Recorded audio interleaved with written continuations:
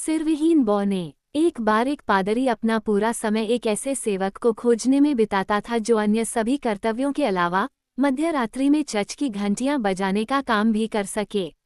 बेशक हर कोई आधी रात को उठना पसंद नहीं करता था, जबकि वह पूरे दिन कड़ी मेहनत कर रहा था।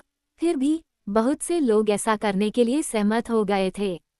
लेकिन अजीब बात यह थी कि जैसे ही नौकर अपना काम करने के लिए निकला, वह गायब हो गया, जैसे धरती ने उसे निगल लिया हो। कोई घंटी नहीं बजाई गई और कोई घंटी बजाने वाला कभी वापस नहीं आया। मंत्री ने मामले को गुप्त रखने की पूरी कोशिश की, लेकिन ये बात सबके सामने आ गई और इसका नतीजा ये हुआ कि कोई भी उसकी सेवा में नहीं आया। वास्तव में कुछ लोग तो कानाफूसी करने लगे कि मंत्री ने खुद ही लापता लोगों की हत्या कर दी है। ये व्यर्थ था कि हर रविवार को पादरी अपने उपदेशक से यह घोषणा करते थे कि जो कोई भी चर्च की घंटियां बजाने का पवित्र कर्तव्य पूरा करेगा, उसे दोगुना वेतन दिया जाएगा। कोई भी उनके द्वारा किए जाने वाले किसी भी प्रस्ताव पर ध्यान नहीं देता था और बेचारा आदमी निराशा में था। जब एक दिन जब वह अपने घर के दरवाजे पर खड़ा था, तो गांव में चतुर हंस के नाम से जाना जाने वाला एक युवक उसके पास आया। मैं एक कंजूस के साथ रहते रहते थक गया हूँ जो मुझे खाने पीने के लिए पर्याप्त नहीं देता है, उसने कहा, और मैं तुम्हारी हर जरूरत पूरी करने के लिए तैयार हूँ। बहुत अच्छा मेरे बेटे, पादरी ने उत्तर दिया, तुम्हें आज रात ही अपना साहस साबित करने का मौका मिलेगा। कल हम तय करेंगे कि तुम्हारा वेतन क्या होगा। हंस इस प्रस्ताव से काफी संतुष्ट था और अपना काम शुरू करने के लिए सीधे रसोई में चला गया। उसे नहीं पता था कि उसका नया मालिक भी अपने पुराने मालिक की तरह ही कंजूस था। इस उम्मीद में कि उसकी उपस्थिति उन पर लगाम लगाएगी, मंत्री अपने नौकरों के भोजन के दौरान मेज पर बैठता था और उन्हें बहुत अधिक और बार बार पीने के लिए प्रोत्साहित करता था, ये सोचकर कि वे ठीक से खा नहीं पाएंगे और गोमांस बियर से महंगा था। लेकिन हंस में उसे अपना मुकाबला मिल गया था और मंत्री को जल्द ही अपनी कीमत पर पता चल गया कि उसके मामले में किसी भी तरह से एक भरा हुआ कप खाली प्लेट का मतलब नहीं था। आधी रात से करीब 1 घंटा पहले हंस चर्च में दाखिल हुआ और अपने पीछे दरवाजा बंद कर लिया, लेकिन उसे आश्चर्य हुआ जब उसने देखा कि चर्च में अंधेरे और सन्नाटे की जगह पर रोशनी थी और एक मेज के चारों ओर बैठे लोगों की भीड़ ताश खेल रही थी। हंस को इस अजीब दृश्य से कोई डर नहीं लगा, या अगर डरता भी तो वो उसे छिपाने के लिए काफी समझदार था और मेज पर जाकर खिलाड़ियों के बीच बैठ गया। उनमें से एक ने ऊपर देखा और पूछा, मेरे दोस्त, तुम यहाँ क्या कर रहे हो? और हंस ने उसे एक पल के लिए देखा, फिर हंसा और जवाब दिया, अच्छा, अगर किसी को यह सवाल पूछने का अधिकार है तो वह मैं हूँ, और अगर मैं ये सवाल नहीं पूछता तो आपके लिए ऐसा न करना ही समझदारी होगी। फिर उसने कुछ ताश के पत्ते उठाए और उन अनजान लोगों के साथ ऐसे खेला जैसे वो उन्हें जीवन भर से जानता हो। किस्मत उसके साथ थी और जल्द ही दूसरे जुआरियों के पैसे उनकी जेबों से निकलकर उसकी जेबों में आ गए। आधी रात को मुर्गे ने बांग दी और एक पल में लाइटें, टेबल, ताश और लोग सब गायब हो गए और हंस अकेला रह गया। वो कुछ देर तक इधर उधर टटोलता रहा, जब तक कि उसे मीनार में सीढ़ियां नहीं मिल गईं, और फिर उसने सीढ़ियां चढ़ने का रास्ता ढूंढना शुरू कर दिया। पहली सीढ़ी पर दीवार में एक दरार से रोशनी की एक किरण आई और उसने देखा कि एक छोटा सा आदमी बिना सिर के बैठा है। हो मेरे छोटे दोस्त, तुम वहाँ क्या कर रहे हो? हंस ने पूछा, और जवाब का इंतजार किए बिना उसे एक लात मारी जिससे वह सीढ़ियों से नीचे गिर गया। फिर वह और ऊपर चढ़ गया, और जब वह गया तो उसने पाया कि हर सीढ़ी पर मूक दर्शक बैठे हैं। उसने उनके साथ वैसा ही व्यवहार किया जैसा उसने पहले किया था। अंततः वह शिखर पर पहुंच गया, और जैसे ही वह अपने चारों ओर देखने के लिए एक क्षण के लिए रुका, उसने देखा कि एक और सिरविहीन आदमी घंटी के भीतर दुबका हुआ था और इस प्रतीक्षा में था कि हंस घंटी को पकड़कर उस पर घंटियों से प्रहार करे, जिससे वह शीघ्र ही समाप्त हो जाता। रुको मेरे छोटे दोस्त, हंस चिल्लाया, ये सौदे का हिस्सा नहीं है। शायद तुमने देखा हो कि कैसे तुम्हारे साथी सीढ़ियों से नीचे उतरे और तुम उनके पीछे जा रहे हो, लेकिन चूंकि तुम सबसे ऊंचे स्थान पर हो, इसलिए तुम्हें ज्यादा सम्मानजनक तरीके से बाहर निकलना चाहिए और खिड़की से उनके पीछे जाना चाहिए। ये कहकर वह सीढ़ी पर चढ़ने लगा ताकि छोटे आदमी को घंटी से उतार सके और अपनी धमकी को अंजाम दे सके। इस पर बौना गिड़गिड़ाते हुए बोला, अरे भाई, मेरी जान बख्श दो और मैं वादा करता हूँ कि न तो मैं और न ही मेरे साथी तुम्हें कभी परेशान करेंगे। मैं छोटा और कमजोर हूँ, लेकिन कौन जानता है कि एक दिन मैं तुम्हें इनाम देने में सक्षम नहीं रहूँगा। तुम बेचारे छोटे झींगे, हंस ने जवाब दिया, तुम्हारी कृतज्ञता से मुझे बहुत लाभ होगा। लेकिन आज रात मैं खुशमिजाज महसूस कर रहा हूँ, इसलिए मैं तुम्हें तुम्हारी जान दे दूंगा। लेकिन ध्यान रखना कि तुम फिर से मुझसे कैसे मिलोगे, वरना तुम इतनी आसानी से बच नहीं पाओगे। सिरहीन आदमी ने विनम्रतापूर्वक उसका धन्यवाद किया, जल्दी से घंटी की रस्सी से नीचे सरक गया और मीनार की सीढ़ियों से नीचे भागा जैसे कि उसने अपने पीछे आग छोड़ दी हो।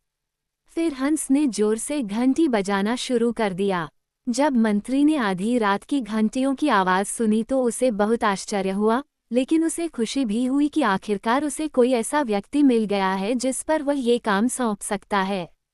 हंस ने कुछ देर तक घंटियां बजाईं, फिर घास फूस के ढेर में जाकर गहरी नींद में सो गया। अब मंत्री का रिवाज था कि वह बहुत जल्दी उठ जाता और यह सुनिश्चित करने के लिए इधर उधर घूमता कि सभी लोग अपने काम पर हैं। आज सुबह हंस को छोड़कर सभी अपनी जगह पर थे और किसी को भी उसके बारे में कुछ पता नहीं था। 9 बज गए और हंस गायब था, लेकिन जब 11 बज गए तो मंत्री को डर लगने लगा कि वह भी उन लोगों की तरह गायब हो गया है जो उससे पहले गए थे। हालांकि जब सभी नौकर खाने के लिए मेज के चारों ओर इकट्ठे हुए तो हंस आखिरकार अपने आप को तानते हुए और जम्हाई लेते हुए दिखाई दिया। मंत्री ने पूछा, आप इतने समय तक कहाँ थे? सो रहा हूँ, हंस ने कहा। सो रहे हो? मंत्री ने आश्चर्य से कहा। तुम मुझे यह नहीं बताना चाहते कि तुम दोपहर तक सो सकते हो? मैं यही कहना चाहता हूँ, हंस ने उत्तर दिया। अगर कोई रात में काम करता है तो उसे दिन में सोना चाहिए, ठीक वैसे ही जैसे अगर कोई दिन में काम करता है तो उसे रात में सोना चाहिए। अगर आप आधी रात को घंटियां बजाने के लिए किसी और को ढूंढ सके तो मैं भोर में काम शुरू करने के लिए तैयार हूँ, लेकिन अगर आप चाहते हैं कि मैं घंटियां बजाऊं तो मुझे कम से कम दोपहर तक सोना चाहिए। मंत्री ने इस मुद्दे पर उससे बहस करने की कोशिश की, लेकिन आखिरकार निम्नलिखित समझौते पर पहुंचा गया। हंस को घंटी बजाना छोड़ देना था और उसे बाकी लोगों की तरह सूर्योदय से सूर्यास्त तक काम करना था, नाश्ते के बाद 1 घंटे और रात के खाने के बाद 1 घंटे को छोड़कर, जब वह सो सकता था। लेकिन बेशक, मंत्री ने लापरवाही से कहा, ये कभी कभी हो सकता है, खासकर सर्दियों में, जब दिन छोटे होते हैं, कि आपको कुछ खत्म करने के लिए थोड़ा अधिक काम करना होगा। बिल्कुल नहीं, हंस ने उत्तर दिया। जब तक मैं गर्मियों में काम से जल्दी छुट्टी नहीं ले लेता, मैं अपने वादे से ज़्यादा स्ट्रोक नहीं मारूंगा, और वह भी सुबह से शाम तक, इसलिए आप जानते हैं कि आपको क्या उम्मीद करनी है। कुछ सप्ताह बाद मंत्री को पड़ोसी शहर में एक नामकरण समारोह में भाग लेने के लिए बुलाया गया। उसने हंस को अपने साथ चलने के लिए कहा, लेकिन चूंकि वह शहर उसके घर से कुछ ही घंटों की दूरी पर था, इसलिए मंत्री को ये देखकर बहुत आश्चर्य हुआ कि हंस भोजन से भरा एक थैला लेकर आया था। आप ये क्यों सोच रहे हैं? मंत्री ने पूछा। हम अंधेरा होने से पहले वहां पहुंच जाएंगे। कौन जानता है? हंस ने जवाब दिया। हमारी यात्रा में देरी के लिए कई चीजें हो सकती हैं, और मुझे आपको हमारे अनुबंध की याद दिलाने की जरूरत नहीं है कि जैसे ही सूरज डूबेगा मैं आपका नौकर नहीं रहूंगा। अगर हम दिन के उजाले में शहर नहीं पहुंचते हैं तो मैं आपको खुद ही वहां रहने के लिए छोड़ दूंगा। मंत्री को लगा कि वह मजाक कर रहा है और उसने आगे कोई टिप्पणी नहीं की। लेकिन जब वे गांव से निकलकर कुछ मील चले तो उन्होंने पाया कि रात में बर्फ गिरी थी और हवा के कारण बर्फ के ढेर बन गए थे। इससे उनकी प्रगति बाधित हुई और जब तक वे घने जंगल में पहुंचे, जो उनके और उनके गंतव्य के बीच था, तब तक सूरज पहले से ही पेड़ों की चोटियों को छू रहा था। घोड़े गहरी नरम बर्फ के बीच धीरे धीरे आगे बढ़ रहे थे और जैसे जैसे वे आगे बढ़ रहे थे, हंस सूरज को देखने के लिए मुड़ता रहा, जो उनकी पीठ पर पड़ा था। क्या आपके पीछे कुछ है? मंत्री ने पूछा। यह वह क्या है जिसके लिए आप हमेशा पीछे मुड़ते रहते हैं?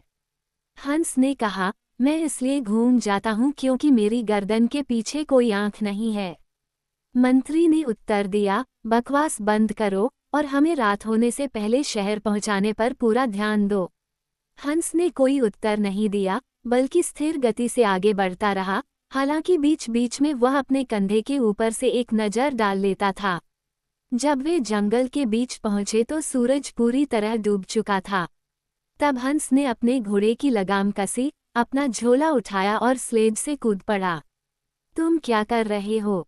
क्या तुम पागल हो? मंत्री ने पूछा, लेकिन हंस ने शांति से उत्तर दिया, सूर्य अस्त हो चुका है और मेरा काम समाप्त हो चुका है और मैं रात के लिए यहाँ डेरा डालने जा रहा हूँ। व्यर्थ में स्वामी ने प्रार्थना की और धमकी दी और हंस को वादा किया कि अगर वह उसे आगे ले जाए तो उसे बड़ा इनाम दिया जाएगा। युवक हिलने को तैयार नहीं था। क्या तुम्हें मुझसे मेरा वचन तोड़ने के लिए कहते हुए शर्म नहीं आती? उसने कहा, अगर तुम आज रात शहर पहुंचना चाहते हो तो तुम्हें अकेले ही जाना होगा। मेरी आज़ादी का समय आ गया है और मैं तुम्हारे साथ नहीं जा सकता। मेरे अच्छे हंस, मंत्री ने विनती की, मुझे तुम्हें यहाँ नहीं छोड़ना चाहिए। सोचो कि तुम कितने खतरे में पड़ जाओगे। जैसा कि तुम देख रहे हो, वहाँ एक फांसी का तख्ता बना हुआ है और दो दुष्ट उस पर लटके हुए हैं। तुम ऐसे भयानक पड़ोसियों के साथ नहीं सो सकते। हंस ने पूछा, क्यों नहीं? फांसी के फंदे हवा में लटके रहेंगे और मेरा शिविर जमीन पर होगा, हमारा एक दूसरे से कोई लेना देना नहीं होगा। ये कहते हुए उसने मंत्री की ओर पीठ कर ली और अपनी राह पर चला गया। इसके लिए कोई मदद नहीं थी और मंत्री को खुद ही गाड़ी आगे बढ़ानी पड़ी, अगर वह नामकरण के लिए समय पर पहुंचना चाहता था। उसके दोस्तों को ये देखकर बहुत आश्चर्य हुआ कि वह बिना कोचवान के गाड़ी चलाकर आया और उन्हें लगा कि कोई दुर्घटना हुई है। लेकिन जब उसने उन्हें हंस के साथ अपनी बातचीत के बारे में बताया तो वे समझ नहीं पाए कि सबसे मूर्ख कौन था, मालिक या आदमी। हंस को इससे कोई फर्क नहीं पड़ता अगर उसे पता होता कि वे उसके बारे में क्या कह रहे हैं या क्या सोच रहे हैं। उसने अपने बैग में रखे खाने से अपनी भूख मिटाई, पाइप जलाया, एक पेड़ की टहनियों के नीचे अपना तंबू लगाया, अपने फर में खुद को लपेटा और गहरी नींद में सो गया। कुछ घंटों के बाद अचानक शोर से उसकी नींद खुल गई और वह उठकर बैठ गया और अपने चारों ओर देखने लगा। चांद उसके सिर के ऊपर चमक रहा था और पास में दो सिरहीन बौने खड़े थे, जो गुस्से से बात कर रहे थे। हंस को देखते ही छोटे बौने चिल्ला उठे, वही है, वही है, और उनमें से एक ने पास आकर कहा, आह मेरे पुराने दोस्त, यह एक भाग्यशाली संयोग है जो हमें यहाँ तक ले आया है। टॉवर की सीढ़ियों से नीचे गिरने से मेरी हड्डियाँ अभी भी दर्द कर रही हैं। मैं हिम्मत करके कह सकता हूँ कि तुम उस रात को नहीं भूले हो। अब तुम्हारी हड्डियों की बारी है। नमस्ते साथियों, जल्दी करो, जल्दी करो। मच्छरों के झुंड की तरह छोटे छोटे सिरहीन जीवों का झुंड जमीन से बाहर निकलता हुआ दिखाई दे रहा था और हर एक के पास एक डंडा था। हालांकि वे बहुत छोटे थे, फिर भी उनकी संख्या इतनी थी और वे इतनी जोर से वार कर रहे थे कि एक मजबूत आदमी भी उनके खिलाफ कुछ नहीं कर सकता था। हंस को लगा कि उसकी आखिरी घड़ी आ गई है। जब लड़ाई अपने चरम पर थी, तभी एक और छोटा बौना दृश्य में आ गया। रुको साथियों, वह हमलावर दल की ओर मुड़ते हुए चिल्लाया। इस आदमी ने एक बार मेरी सेवा की थी और मैं उसका ऋणी हूँ। जब मैं उसके अधीन था तो उसने मुझे जीवनदान दिया, और भले ही उसने तुम्हें नीचे फेंक दिया हो, ठीक है, एक गर्म स्नान से तुम्हारे घाव जल्दी ही ठीक हो जाएंगे, इसलिए तुम्हें उसे माफ कर देना चाहिए और चुपचाप घर चले जाना चाहिए। सिरहीन बौने उसकी बातें सुनकर अचानक गायब हो गए जैसे वे आए थे। जैसे ही हंस ने खुद को थोड़ा संभाला, उसने अपने बचावकर्ता की ओर देखा और पाया कि वह वही बौना था जिसे उसने चर्च की घंटी में बैठा हुआ पाया था। आह, बौने ने पेड़ के नीचे चुपचाप बैठते हुए कहा, तुम मुझ पर हंसे थे जब मैंने तुमसे कहा था कि किसी दिन मैं तुम्हारे लिए कुछ अच्छा कर सकता हूँ। अब तुम समझ गए हो कि मैं सही था, और शायद तुम भविष्य के लिए सीखोगे कि किसी भी प्राणी को तुच्छ नहीं समझना चाहिए, चाहे वह कितना भी छोटा क्यों न हो। मैं आपको दिल से धन्यवाद देता हूँ, हंस ने जवाब दिया। उनकी मार से मेरी हड्डियां अभी भी दुख रही हैं, और अगर आप नहीं होते तो मेरी हालत वाकई बहुत खराब हो जाती। मैंने अपना कर्ज लगभग चुका दिया है, छोटा आदमी आगे बोला, लेकिन चूंकि तुम पहले ही कष्ट झेल चुके हो, इसलिए मैं और भी कुछ करूंगा और तुम्हें एक जानकारी दूंगा। तुम्हें अब उस कंजूस पादरी की सेवा में रहने की जरूरत नहीं है, लेकिन जब तुम कल घर पहुंचोगे तो तुरंत चर्च के उत्तरी कोने में चले जाओगे और वहां तुम्हें दीवार में एक बड़ा पत्थर मिलेगा, लेकिन बाकी की तरह सीमेंट से नहीं। परसों चांद पूरा होगा और आधी रात को तुम्हें उस जगह पर जाना होगा और कुदाल से दीवार से पत्थर को निकालना होगा। पत्थर के नीचे एक बड़ा खजाना छिपा है, जो युद्ध के समय वहां छिपा हुआ था। चर्च की प्लेट के अलावा तुम्हें पैसों से भरे बैग मिलेंगे, जो 100 साल से भी ज्यादा समय से इस जगह पर पड़े हैं, और कोई नहीं जानता कि यह सब किसका है।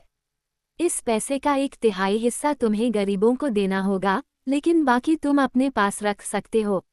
जैसे ही उसने अपनी बात खत्म की, गांव में मुर्गे बांध देने लगे और छोटा आदमी कहीं नजर नहीं आया। हंस ने पाया कि अब उसके अंगों में दर्द नहीं हो रहा था, और वह कुछ देर तक लेटा रहा और छिपे हुए खजाने के बारे में सोचता रहा। सुबह होते होते उसे नींद आ गई। जब उसका मालिक शहर से लौटा तो सूरज आसमान में ऊंचा था।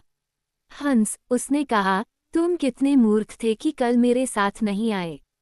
मुझे अच्छी दावत दी गई और मेरा सत्कार किया गया, और मेरी जेब में सौदे के लिए पैसे भी हैं। उसने बोलते हुए कुछ सिक्के भी खड़काए, ताकि हंस को एहसास हो कि उसने कितना कुछ खो दिया है।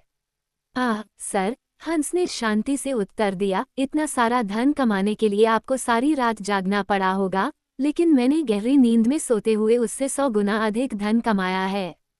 तुमने ये कैसे किया? मंत्री ने उत्सुकता से पूछा, लेकिन हंस ने उत्तर दिया, केवल मूर्ख ही अपने पैसों का घमंड करते हैं, बुद्धिमान लोग अपने मुकुटों को छिपाने का ध्यान रखते हैं। वे घर की ओर चल पड़े, और हंस ने अपने काम में कोई लापरवाही नहीं बरती, बल्कि घोड़ों को बांध दिया और उन्हें खाना खिलाकर चर्च के कोने में चला गया, जहां उसे वह ढीला पत्थर मिला, ठीक उसी जगह पर जहां बौने ने बताया था। फिर वह अपने काम पर लौट आया।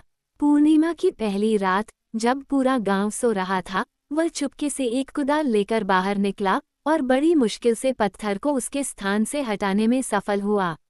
निश्चित रूप से वहां छेद था, और छेद में खजाना था, ठीक वैसे ही जैसा छोटे आदमी ने कहा था। अगले रविवार को उसने तीसरा हिस्सा गांव के गरीबों को दे दिया और मंत्री को बताया कि वह अपनी सेवा का बंधन तोड़ना चाहता है। हालांकि उसने कोई वेतन नहीं मांगा था, इसलिए मंत्री ने कोई आपत्ति नहीं की, बल्कि उसे अपनी मर्जी से काम करने दिया। इसलिए हंस अपने रास्ते पर चला गया, अपने लिए एक बड़ा घर खरीदा, एक युवा पत्नी से विवाह किया और अपने जीवन के अंत तक खुशी और समृद्धि से जीवन व्यतीत किया।